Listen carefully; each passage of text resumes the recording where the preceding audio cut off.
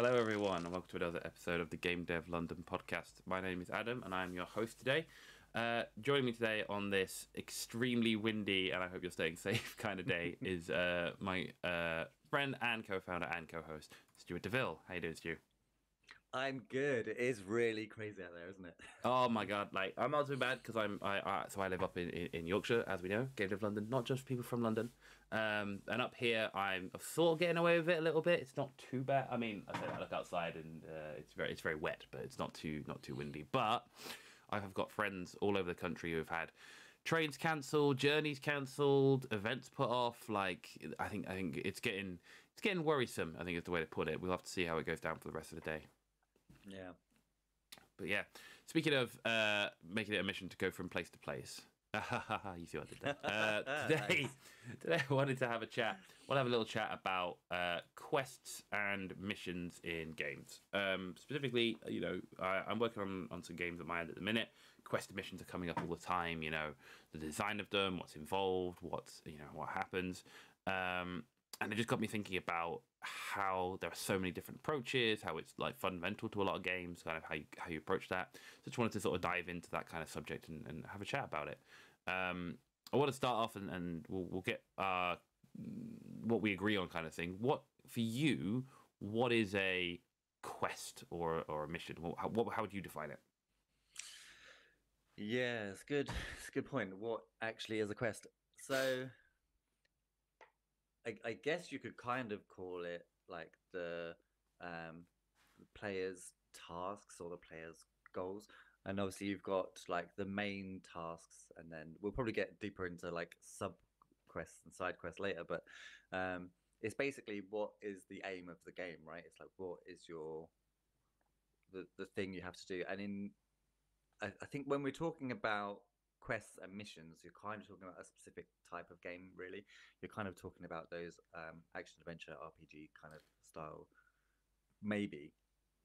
You say that. I mean, it's difficult because one of the things you picked up immediately there, which I hadn't actually thought of, straight in, was the fact that it's kind of what you're doing for the whole kind of game could be defined as a quest mission.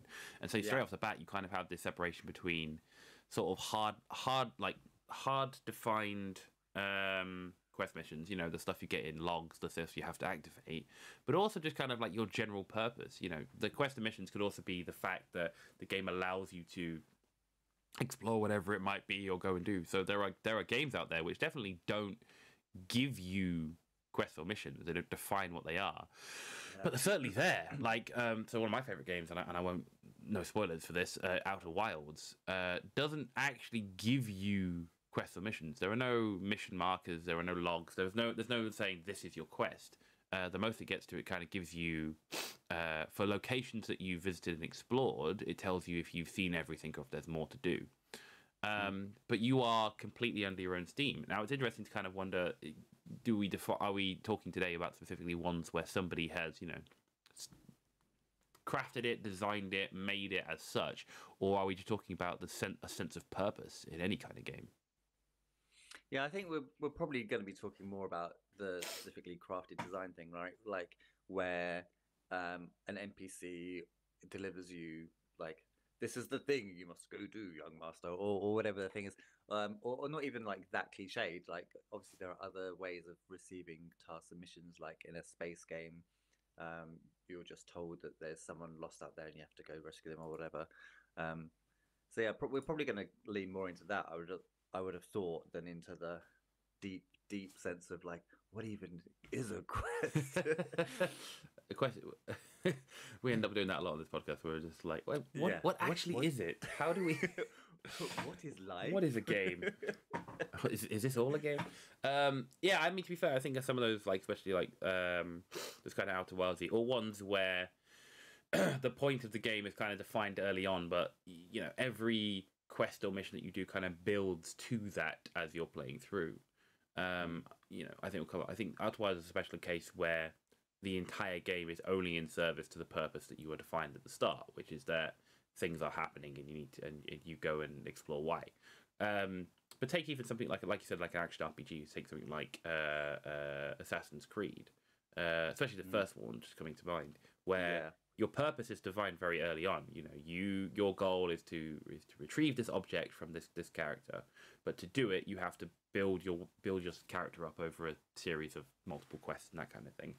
And I do think it's interesting to say and think about it with those kind of those all consuming general purpose ones. But yeah, I think we'll dive specifically into more kind of designed and delivered quests. And for me, just going back to that kind of definitions point, I think a quest kind of is it's similar to trying to define a game, but I think a quest kind of has, there is a clear start point, something that defines you weren't on this quest and now you are. Normally it's you know, you have to activate it, you have to be given the quest. There's normally either a cutscene or you have to visit a certain location or you're given some text.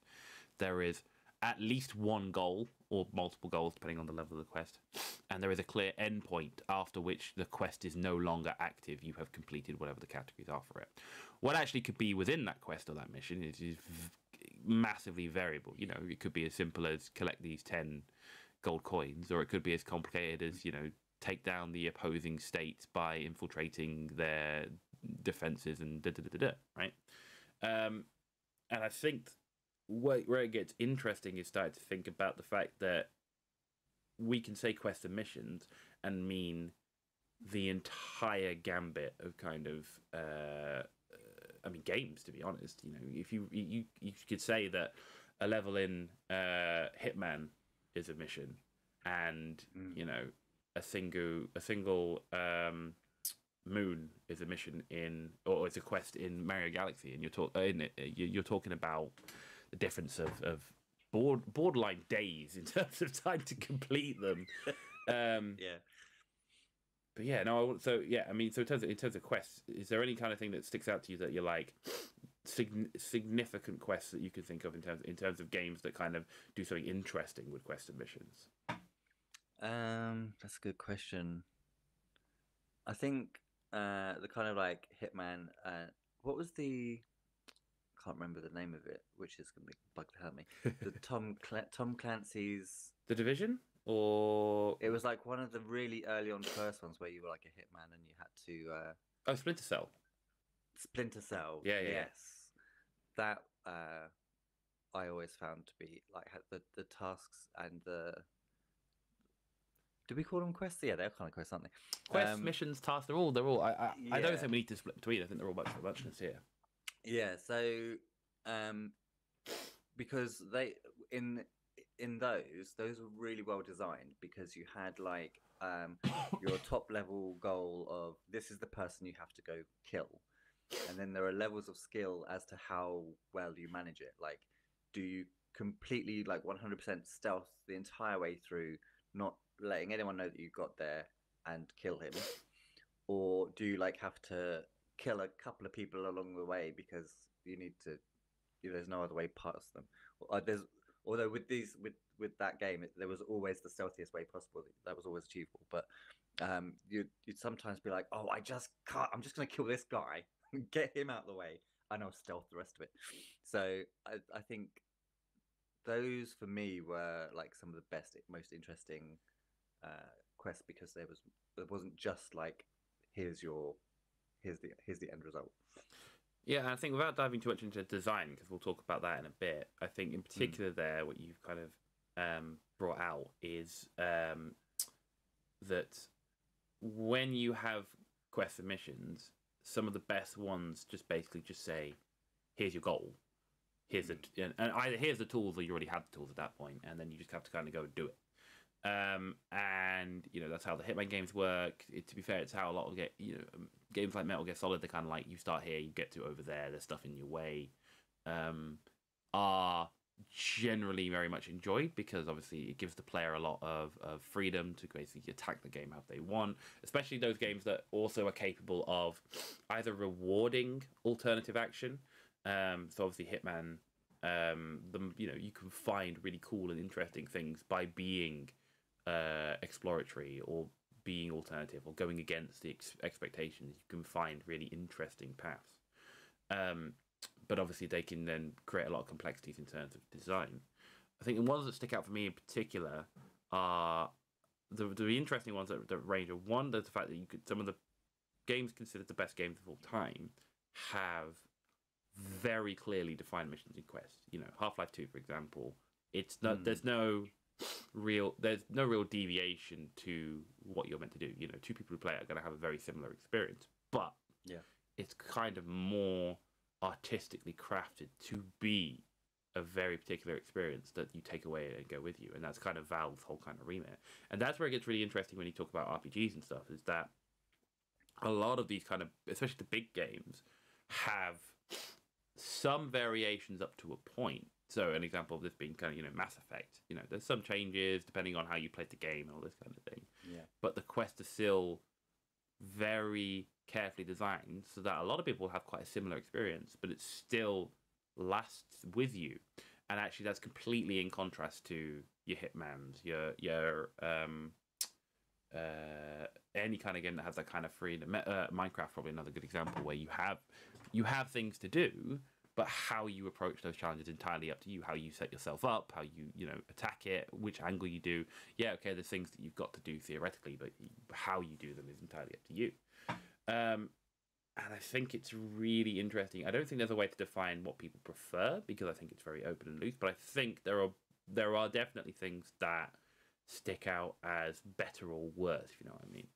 There's definitely things that I expect from certain types of games. That's true. That's Like true. if it's like if I know, for example, that there's going to be well, you might not know there's going to be a great story, but like if there's a great story to be told within a game, then a well-crafted set of tasks and missions will be the vehicle that delivers that.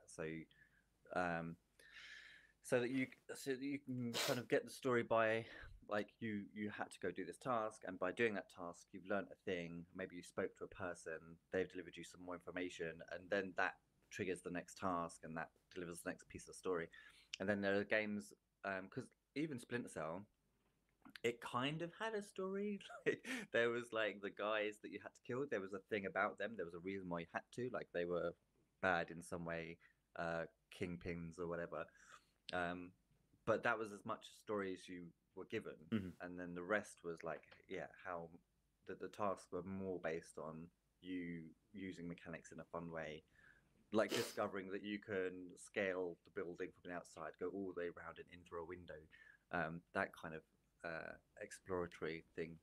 So yeah, I think that the design of it depends on how much story there is to be delivered.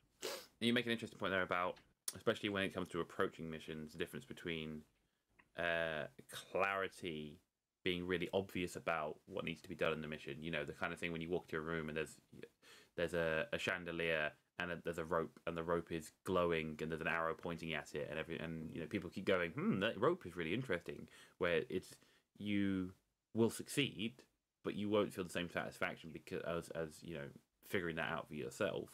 Yeah. But on the other hand, it's really easy, especially for something like Hitman, and I've found this in the past, to become some of the routes. There are so many routes that you could take that some of them become extremely obtuse, and like, you know, you'll play it and you'll think you did really well, and then someone says, "Oh, did you use the secret banana?" And you'll be like, "What's secret banana?" And they're like, "You go down here and under here, wait 10 seconds, and this guy comes in," and you're there going, "What are you on about?" One of the examples of that was PT, the playable trailer for the Never Made Silent Hill game. I played that. No, I watched that last year because I couldn't find it anywhere to play, as part of some research, and I watched 30 minutes, 45 minutes of someone playing it, and it was fantastic up to about the point where the person there was no way to progress, because most of the progression you go through and you go through and you go through and you go through. Yeah. And eventually you can come to the sort of end piece, and it showcases the game that it's for. But there are all these like secrets and stuff that I looked up later, and they are the most obtuse things you've ever seen. And it is literally like, go over here, then stand there for 10 seconds, then spin around, then go over there, and it's literally the only way anyone's figured this out is by trial and error. And you're going, that's not, you know, I'm sure for the person who figured it out, that's satisfying. You know, oh, I figured it out by doing da. But it's not really satisfying for the general player because they don't really know what they were doing. And for me, so like Hitman loses some of its shine. Certainly the earlier ones. I've not played the new one, because sometimes the most intelligent or interesting routes are made so obtuse that it's hard to find. And this is the difference between something like that and, say, Dishonored, which still has a lot of obscurity, don't get me wrong, but it's more, there are less options. There's still stealth and non-stealth, and there's, you know, there's still the dynamism to allow you to do cool and interesting things, and, you know, change a guard's route and path and do cool stuff and succeed in a way that is good for you, but not to the extent that someone turns around and says, "Oh, but did you use the secret banana?" Yeah. I think I'm now going to add a secret banana to my game. I've decided. That's what. Yeah, I think every game should have secret banana. Yeah, I'm definitely going to put that in a game. In years to come, people will be like, "Did you know they made an entire series of games where there was secret bananas?"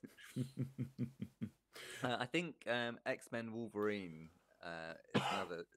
It was another one where, like, there were stealthy ways to kill people, but you also had your, like, Wolverine radar, so it kind of allowed you to.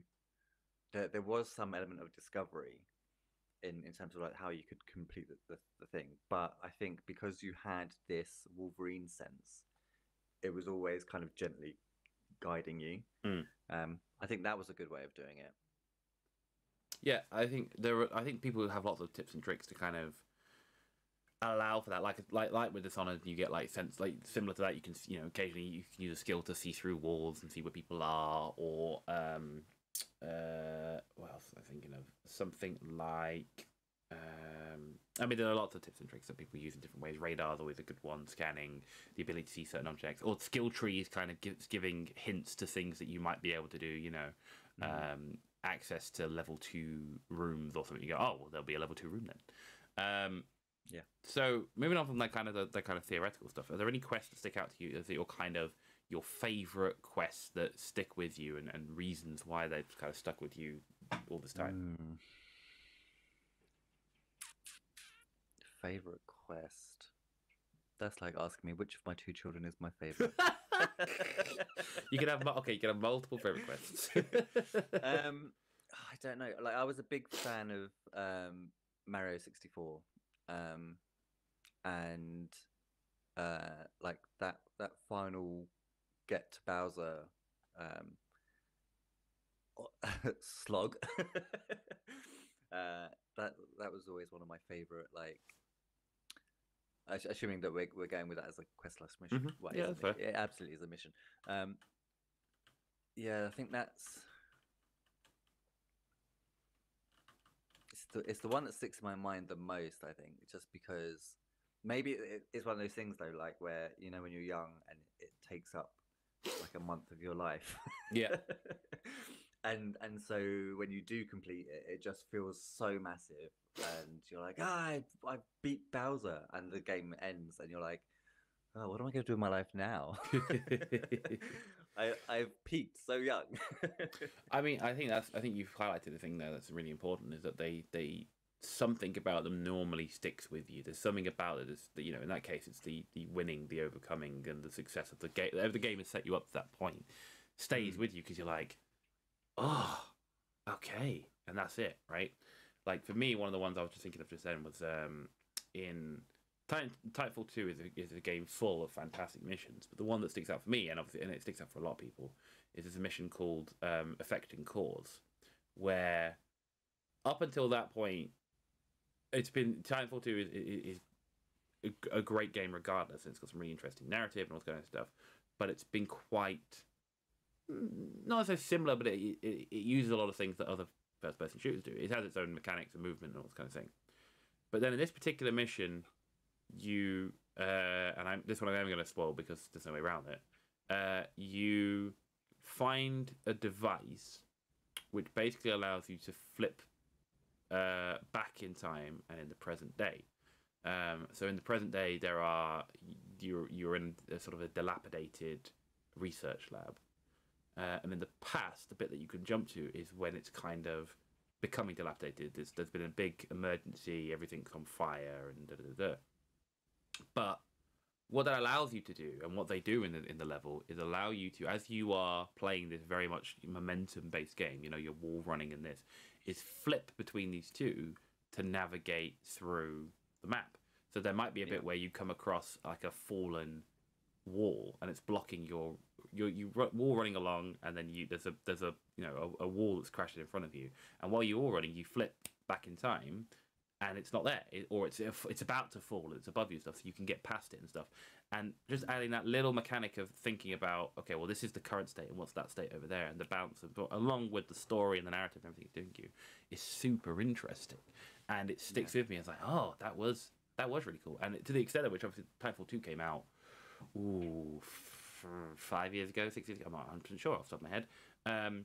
But they've just so Titanfall 2 has a whole thing where they've just had someone's just made their own server called North Star, and somebody has made a map which uses that mechanic in an online FPS, where it's a multiplayer game where you have the same device, and so you can switch, and it doesn't switch you to backwards and forward in time.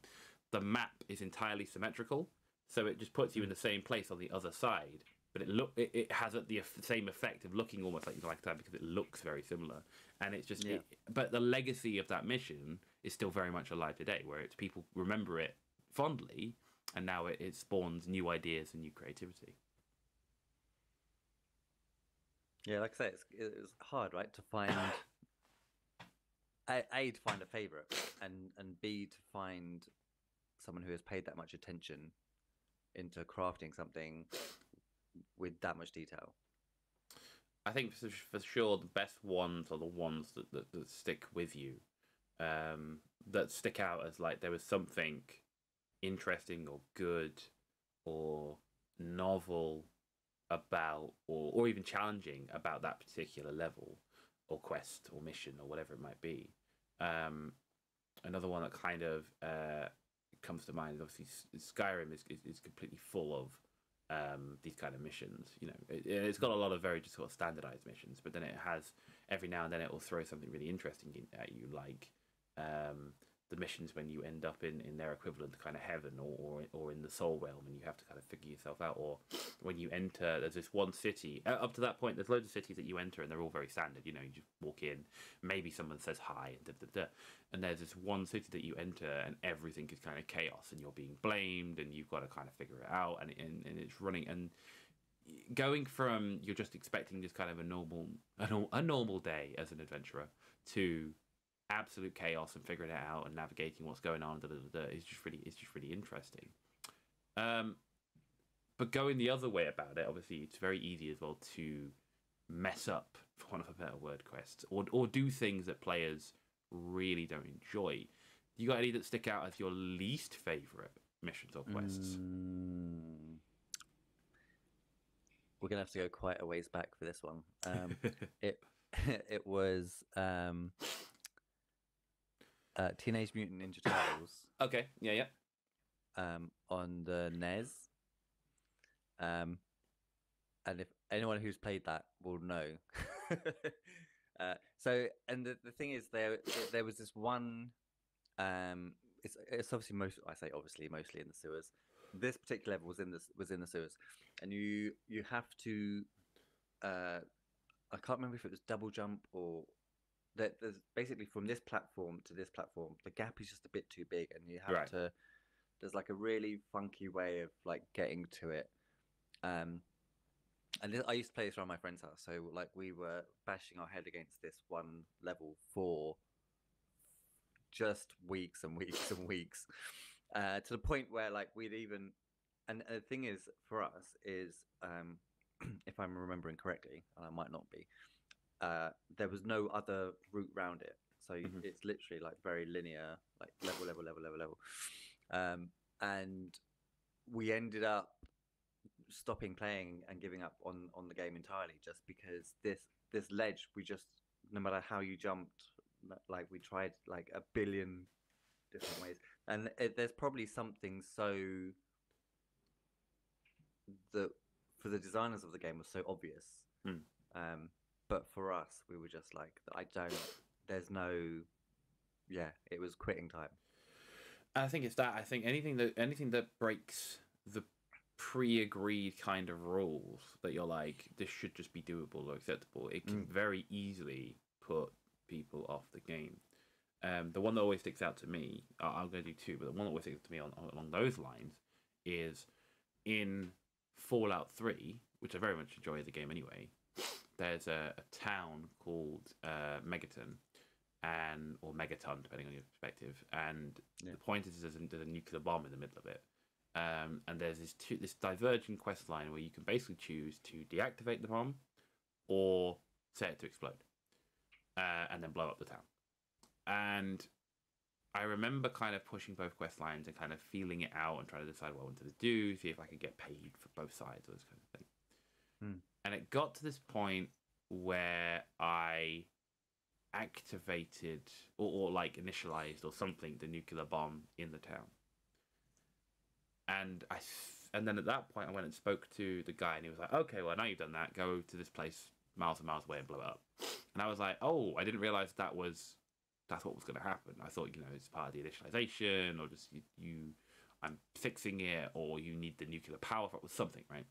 And I didn't want to blow it up. But it immediately killed the other quest line. And now I was nothing I could do at that point. The game would only allow me to then blow it up. And for a game that had, up to that point, really sold itself on the freedom of choice, the ability to change your mind, the ability to do whatever you want kind of thing, to suddenly be locked in to a decision that hadn't been made yet, really sat poorly with me. And I was like, but that's not, because if it's a linear quest system, the game says this is what you're doing, that's fine, then you're okay with it. But it's if the game promises you a level of freedom and choice and decision making that then doesn't deliver on, that's the problem. If you're not coming across it before, the rule of thumb should always be under promise, over deliver. If you tell people that you're not going to give them as much as you are, then give them more, they're always happy, right? And the way to think about it is, if you told somebody that you would be home at 6 and then get in at 15:15, they'll be annoyed. But if you tell them that you're going to get in at 7 and get in at 6:30, they'll be like, "Oh, hello, are you doing all right? Yeah, etc., etc." And that's a huge part, because the same thing happens in one of the other missions, which is not fun, and is famously not fun. Everybody talks about it, which is the train mission in San Andreas, in Grand Theft Auto San Andreas, because the reason everybody hates it is because it changes the rules. Because all you have to do is follow the damn train, CJ. All you have to do is follow this train and shoot the bad guys on top of the train. That's it. Yeah. But the way that the game changes the dynamic to make that in their heads, a better mission or a longer mission or whatever, is that these bad guys have more health than regular bad guys that you find in the game. So you shoot them 3 or 4 times and they just carry on. You have to shoot them like 20, 30 times before they actually even die. And by that point, the train's moved on and you have to chase it up again and all this kind of stuff. And there are ways of cheating it by like jumping onto the train and then lining yourself up and basically just holding the shoot button. But again, it feels like the promise has been broken. These are standard enemies. This is what they do. Here is how they perform. The moment you change those rules for the sake of, oh, this mission is good fun, or oh, this would be better, you break that kind of social contract that you've made with the player to say this game is quote unquote real, and it has real rules that we as designers will follow. And that discrepancy can really throw off players. It's so weird that that's the choice they made when you could have just had more bad guys appear. Yep. Had more bad guys appear, or there was some inside the train where if you got to a certain point, they got out and then climbed on top. Yeah. There are lots of alternative ways of designing that, which would have kept that kind of deal that they'd made with the players with the enemies in the past, or just use an entirely new type of enemy. Ones with big body armor or something, or they were behind a kind of a shield. Or there's loads of ways they could have done it, but they just went pump up the health. They just pump up the health. If they just chucked the standard enemies in but changed the health, and that changed because it wasn't visible, because there was no kind of feedback to say to the player this is what's happening, really annoyed a lot of people. And it famously annoyed a lot of people, because that game, San Andreas, is considered a fantastic game, which it is, but that mission sticks out as a sore thumb in that game. And maybe that was intentional. Maybe they did it to be like, all press is good press kind of thing, but it does stick out poorly for a lot of people. Yeah, I don't think these days that all press is good press. Yeah, that's not nowadays. That's very It, true. it, it definitely it definitely kind of used to be more the case, but now if your game starts getting a bad rap, then especially with social media, right? Everyone just goes pylon, and then you're like, oh, no one wants to play our games anymore. Yeah, But yeah, very true. I obviously they didn't suffer too badly. I think they're doing okay. Another, and yeah, no, all right. Another another one I'll point out, not as a specific quest. This is more talk about quests in general, but famously, Mm. people hate escort missions. Any Oh, any yeah, mission or quest yeah. where your goal is either to defend another person. I mean, to be fair, those aren't as bad because at least you're doing something. Or Yeah, defend is okay. you and another NPC have to walk from A to B, having a conversation, and Follow the NPC. they have a set pace that you have to follow, and that pace is slower than either your standard run or your standard walk or your regular run. It is the worst.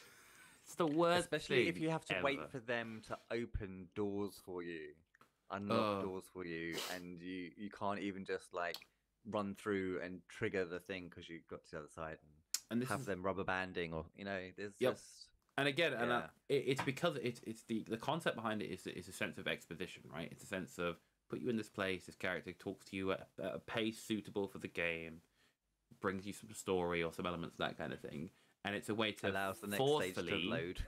It's a way to allow the next stage to load. It's a way to forcefully slow down the player. You can only go at the pace set for you by this person. Yeah. But the problem that you get with that is that players A all have different paces anyway, and B they may want to do something else. They may they may not be playing it for that, or even if they are, they may there are other ways of delivering the exposition to them. Like people prefer cutscenes to escort quests. Yeah, especially as cutscenes tend to be skippable. But like, Also true. I think if you're gonna do this, like follow the NPC, then there has to be things that you can be doing on the way. Like maybe you can be checking opening boxes and things to see if there's loot, so you can like make sure you're it's a reloading of your gear stage or something like that. Or like you say, defend is always I say defend is always good. Defend is good as long as the NPC isn't being dumb and just being like, why would you stand there? You're gonna get mad. Standing in the middle of the room. But yeah, exactly. Yeah. It's and a lot of those, but that's the thing, is a lot of those break the exhibition thing. Like if your person is waxing lyrical about the state of democracy in their town, and you're there opening the chests of the nearby street traders, going, "Ooh, I'll have these, thank you very much," kind of undermines the message ever so slightly. Yeah. But that's the problem, is that there are ways of designing it that then bring in the sense of it could be that they're going, oh, we've got to get to this place fast, and you go, right, so you start running that way, and they run with you, and it's at the same speed, and you have the conversation while running, but it's less that you are escorting them, and almost that they're coming with you, and they'll follow you at your pace and your speed, because then it keeps control in the remit of the player.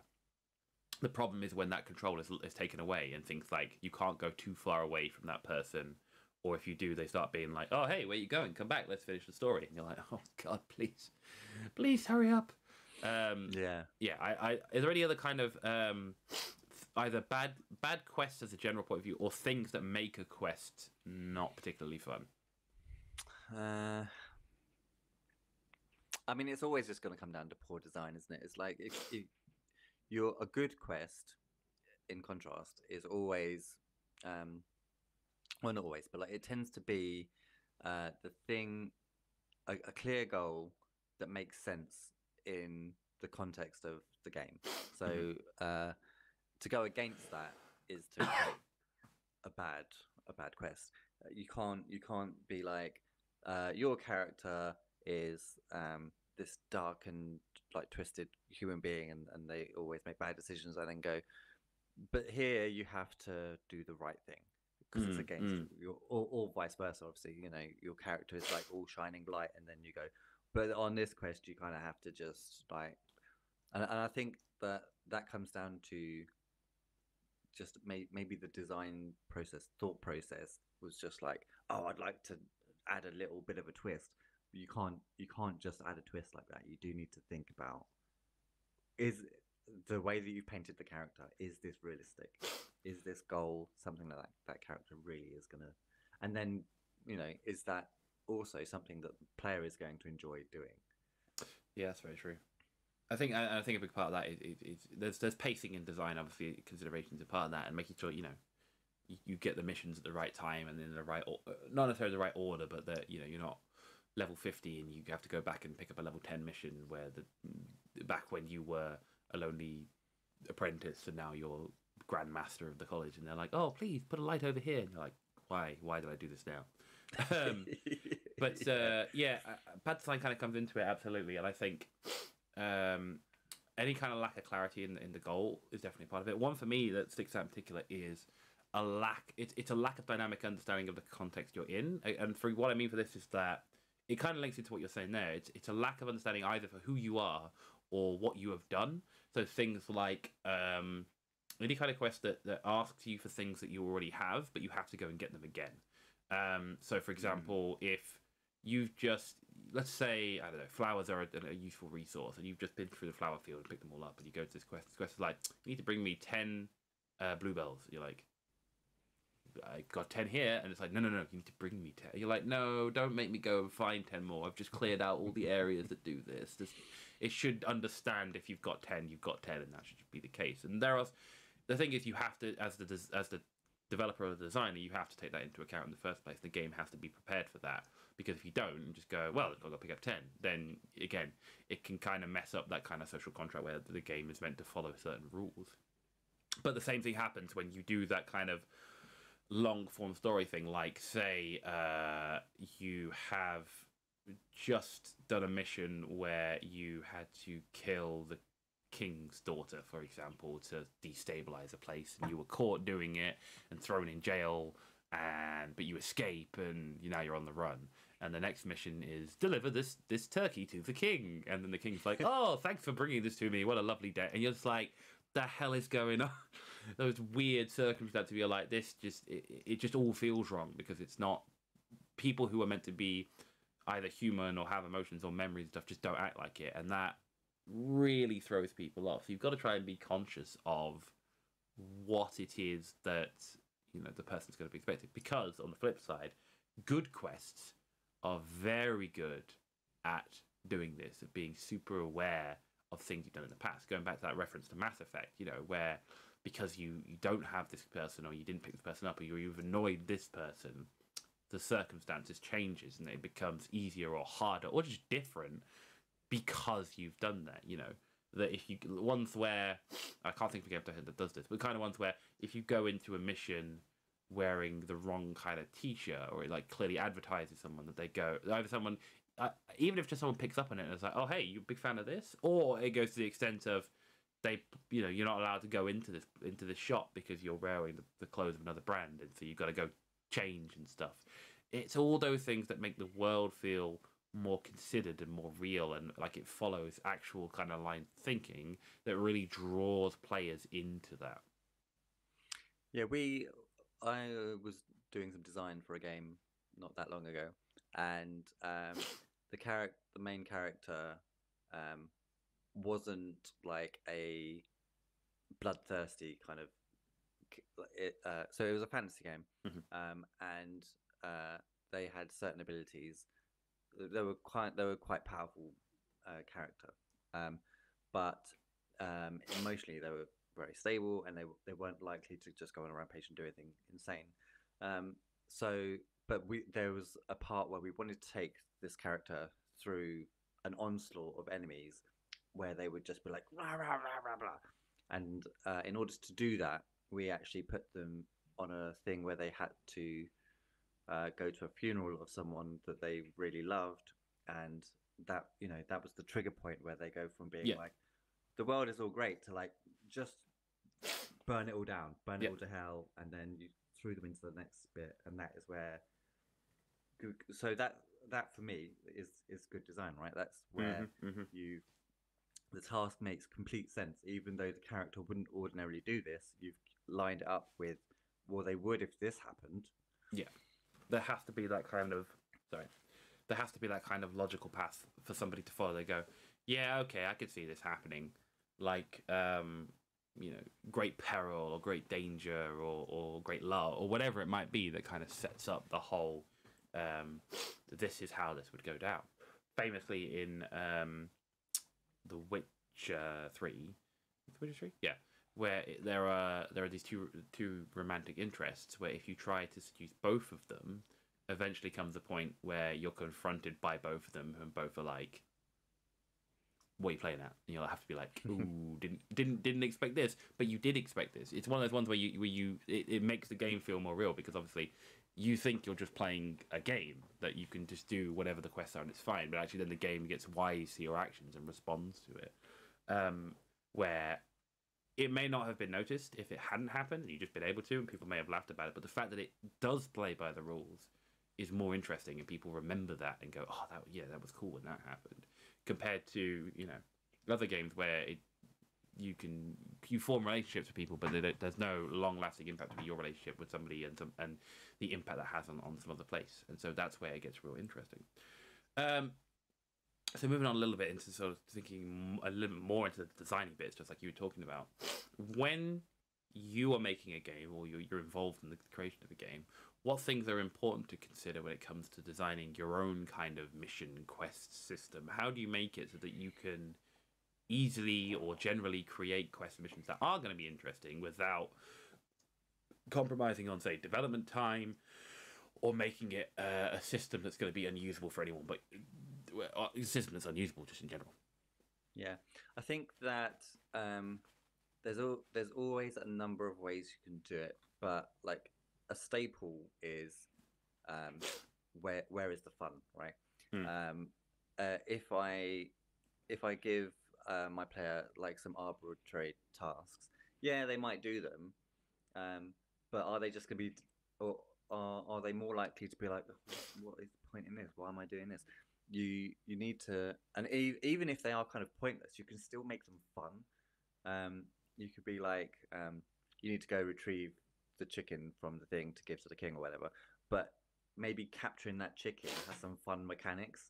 And like maybe you even have, and this is quite a gory take on it, but like maybe you lop off its head and therefore it runs around headless for a bit, and then you're like, oh god, that was insane, and it was a pointless task in reality, but like at least it was fun to do. So I think find the fun is a good marker for it. Yeah. And then I think in terms of generally creating quests at all, I think so. There's a concept which comes up in a lot of places, especially in terms of neurodiversity, which is it's ICNU, the letters, and basically what it stands for is that in the case of neurodivergent people who have ADHD, for example, they need challenges or situations to grab their attention.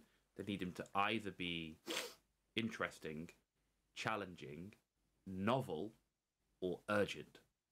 And the measures of those four things affects how much somebody engages with that kind of situation. And I think from a game perspective, that definitely holds true alongside a difficulty curve, which is kind of just challenging in general. But certainly the sense that if you're going to go into a mission, there has, if it's the same mission 10 times, you just get bored, right? You just go, it becomes the grind, as it were. And I've never been a huge fan of grind for the sake of grind. Famous, the one for me was in the first game of the Division, the first one. There was a point where I had completed the main game, I had maxed out my level, I was in the post-game stuff, that there wasn't really that much post-game content, and very quickly it became obvious that all they were doing was doing the same thing as the train mission. They were just increasing health bars, increasing the number of enemies, and And the point that stopped me playing was to get the grind at that point was to get better gear. And to get better gear, you had to kill the hardest enemies. And there was this one enemy who would spawn in at this, like, at the end of a long road, there was like a compound, and he would spawn in there. And I remember setting out with some of my friends. We were outside the compound. We could see it through the door and see this enemy. And he was like this, like, tank shielded, big health energy. And I'd hit him with the best sniper that I had, with all the perks and everything in the head for a headshot, and it would do 0.1% damage.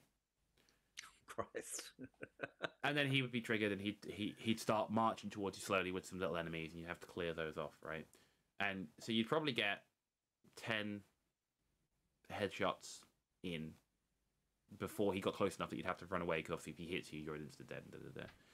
And then he'd go back. It would go back to where it was with his 1% health gone, and you do it again. And it was such an absolute grind that you'd get 10, 15, 20 minutes in, and you've taken off 10-15% of his health, and you're using the best weapon in the best place, being accurate, doing all the things. For me, it's a sense of, has the player proven that they can do the thing, right? If they've demonstrated that they know what they're doing, and all you're doing is quantity and making them do it again and again and again and again and again, you have lost the kind of the point of why you were doing it in the first place. But yeah, to just drag it back onto the sort of quest system-y bit. For me, quest systems really have to take that into account and go, okay, clear start. This is the clear start point, this is the clear end point, and the middle point has got to be those kind of markers of what needs to be done. Because if a quest system can only allow you to do one thing, which in this case was kill this guy, get this loot, then that's where it becomes really easy to get lost. Whereas had that mission been like, okay, there's this guy which you take out quite quickly, but then an explosion happens and another 6 men turn up, and then you have to go through here and over there, that's where it gets more interesting. But obviously then you're talking about content and being able to add all this to the game, etc., etc. And it's striking that balance between the two, which is where the interesting stuff starts to happen, between not so much content that you literally couldn't make it unless you had 10 years to sit and write quests, but enough content that players don't feel like missions are becoming samey.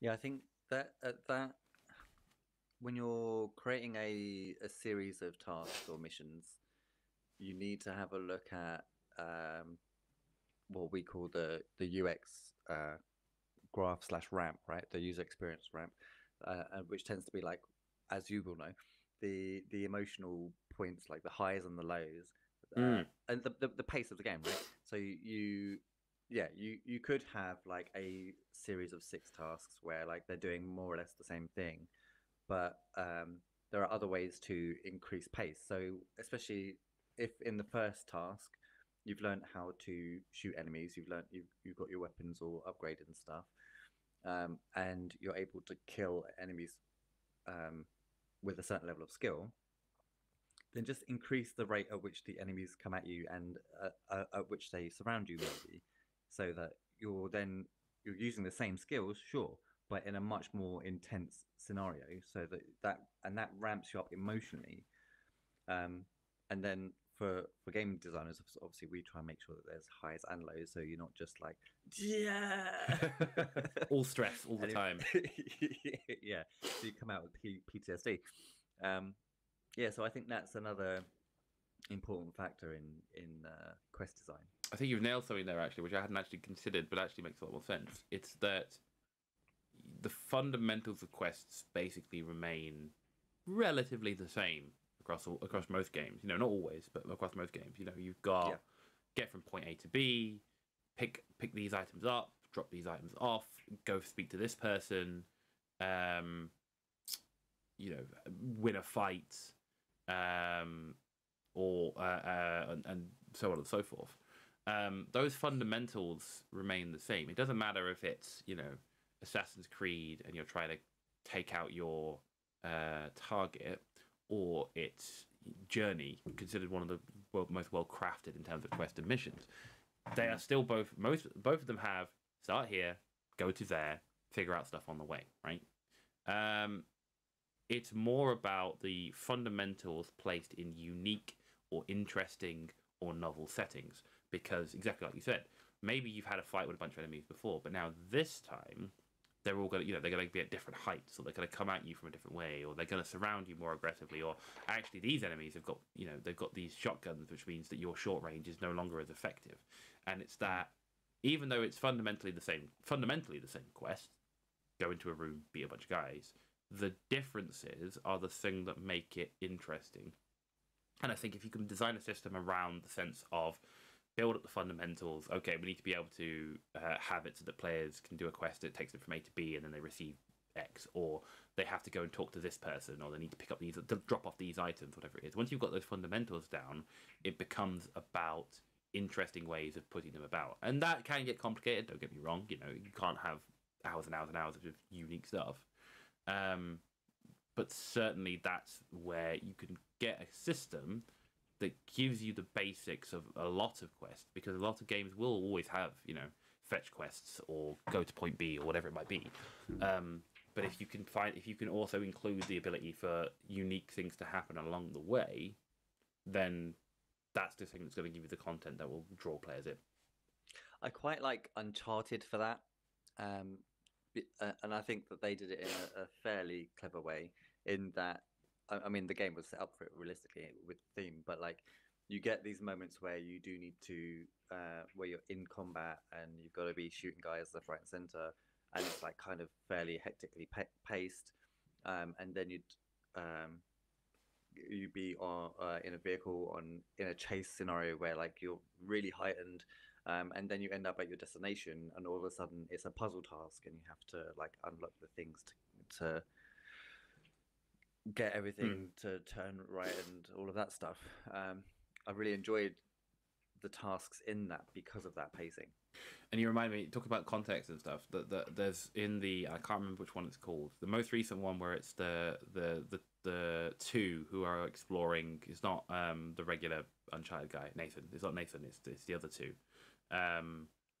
Exploring this area. There's a bit where you come out into a big clearing, like a jungle, like several kilometers across, and you have to climb these 3 towers and perform these puzzles. But the game allows you to do whatever you want, and you can take those towers down in any order you wish, and the game responds relative to the order that you take them in. So if it's the first tower you get each puzzle has 3 forms. Each tower has 3 forms of the same puzzle: an easy, a medium, and a hard. And if it's the first tower, if it's your first tower, gives you the easy one. If it's your third tower, gives you the hard one. And the cutscenes play out in the correct order regardless of which tower you're. They're just adjusted for the different backgrounds, all this kind of thing. And that allowed that perfect balance between giving the player some novelty and some control, allowing them to feel like they were affecting the story and they were in charge, whilst delivering on a crafted design that the quest designers and the story designers had built and wanted to deliver in a way that was going to be the best it could be, as it were. And I think that's a really interesting way of kind of looking at it. It's like, how keep it so that you have control of the scenario, while allowing your players either some control or just finding, like you said, finding the fun, finding a way to make it interesting for themselves. I don't think particularly these days that it's too hard to find games with good quests. It definitely has been a case of we've learned from the games of the past. So I think trying to find a hard or a poor / bad quest these days, they are fewer and far between. But it does mean that they kind of stick out like a sore thumb. Yeah. Whereas in the old game, like there was some levels in Sonic on the Sega where I can't even say they were poorly designed particularly, but like the underwater catch your breath bubbly ones, those were everybody hates them. Yeah. Any underwater levels just famously just no thank you. Yeah, Lara Croft underwater levels, Mario, anything. Yep. Death. Well, maybe that's just true to life. You know, if you do encounter water, be wary, because it is the one place where things can shift quite quickly. And the moral of this episode is don't make underwater levels. That's our summary of this particular episode. Well, I would still make like as an example. Break the rules. I can't believe that I picked that as a thing when the game I'm working on at the moment has an underwater level and there are bubbly bubblies. But I do think it's crafted really well. Of course. And you have to learn from the mistakes of the past.